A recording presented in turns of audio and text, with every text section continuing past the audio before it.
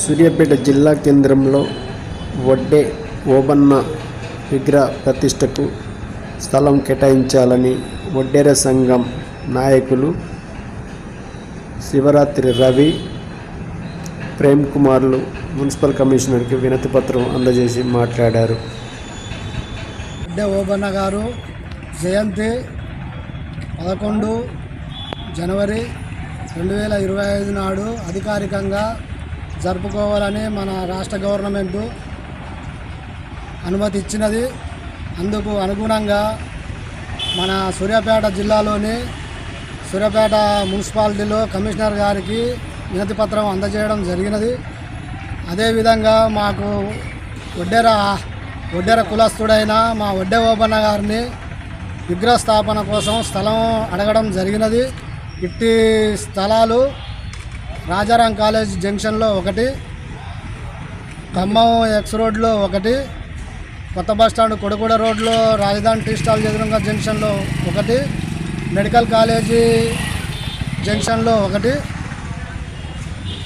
ఏదో ఒక దగ్గర మాకు స్థలం కేటాయించి ఇవ్వాలని కమిషనర్ని కోరడం జరిగినది.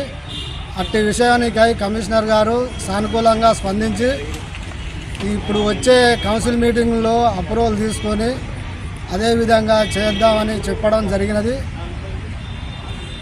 ఈ వేడుకలు 11/1/2025 నాడు అందరూ అధికారికంగా చేయడం జరుగుతున్నది.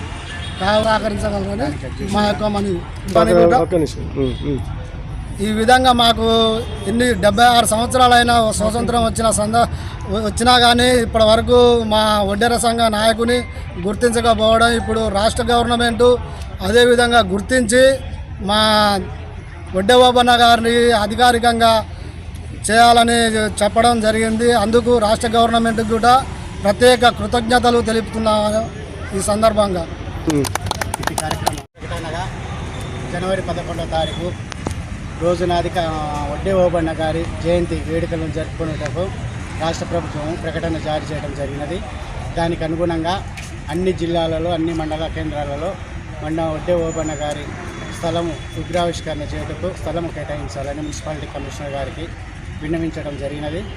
మరియు వడ్డే ఓబన్న స్వతంత్ర పోరాటంలో రేనాటి నరసింహారెడ్డి గారి వెన్నంటే ఉండి స్వతంత్రం కోసం పోరాటం చేసిన స్వతంత్ర పోరాటం చేసి వీరమరణం పొందడం జరిగింది. కావున మా వడ్డేర కుల సంఘానికి అధికార ప్రకటనగా వడ్డే ఓబన్న గారి విగ్రహాన్ని ఆవిష్కరణ చేయగలరని నా యొక్క మనవి.